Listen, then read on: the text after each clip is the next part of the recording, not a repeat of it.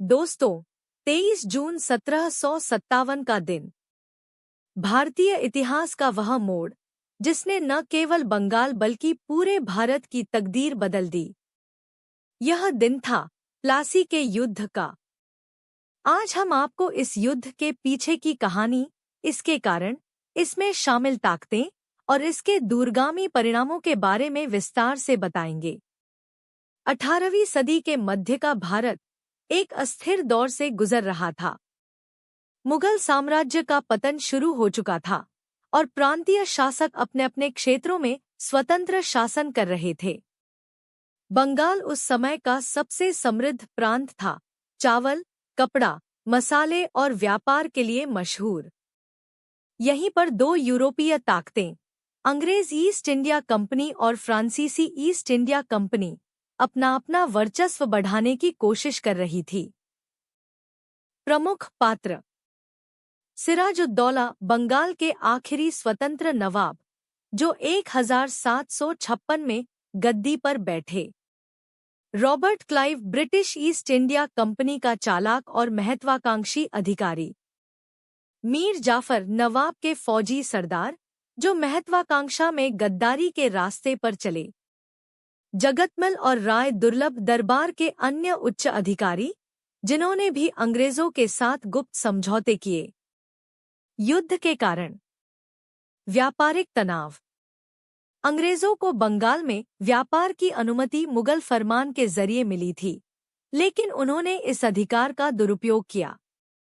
वे दस्तक, करमुक्त व्यापार की अनुमति का गलत इस्तेमाल करके भारी मुनाफा कमा रहे थे और बंगाल के खजाने को नुकसान पहुंचा रहे थे।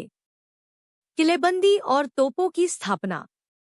अंग्रेजों ने कोलकाता, तब कलकत्ता, के फोर्ट विलियम में बिना नवाब की अनुमति के तोपें और किलेबंदी शुरू कर दी।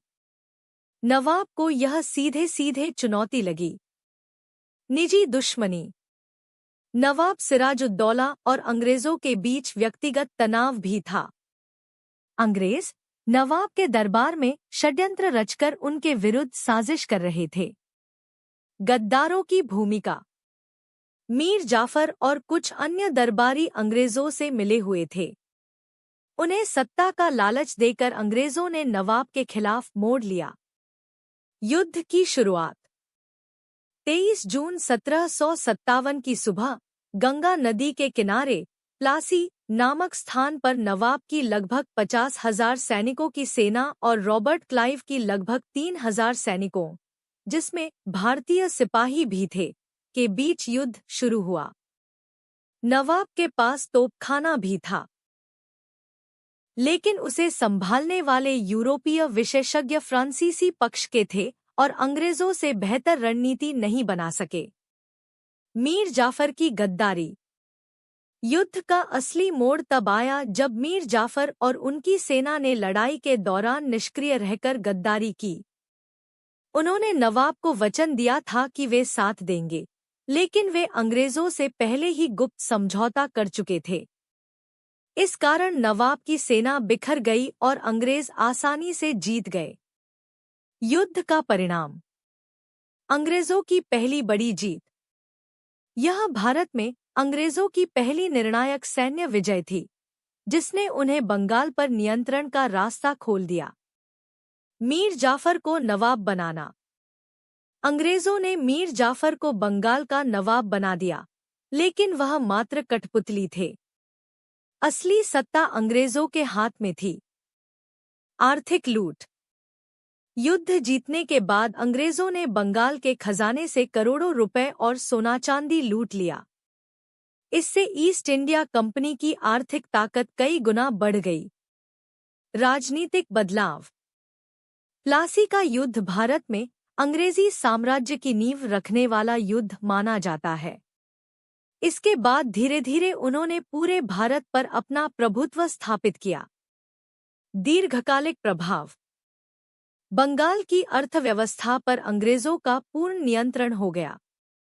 भारतीय शासकों के बीच आपसी फूट और गद्दारी की प्रवृत्ति बढ़ गई, जिसका फायदा अंग्रेजों ने बार बार उठाया। यह युद्ध भारत में ब्रिटिश शासन की शुरुआत का प्रतीक बन गया। दोस्तों, प्लासी का युद्ध सिर्फ एक सैन्य संघर्ष नहीं था। यह हमारे इतिहास का वह काला अध्याय है जिसने गुलामी की लंबी रात का दरवाजा खोल दिया। अगर उस समय एकता होती तो शायद भारत का इतिहास अलग होता। इसलिए आज हमें इस कहानी से यही सीख लेनी चाहिए कि देश की आज़ादी और सम्मान के लिए एकता सबसे जरूरी है। अगर आपको यह ऐतिहासिक जानकारी पसंद आई हो तो चैनल को सब्सक्राइब करें, वीडियो को लाइक और शेयर करें और कमेंट में बताएं कि अगला ऐतिहासिक विषय कौन सा हो।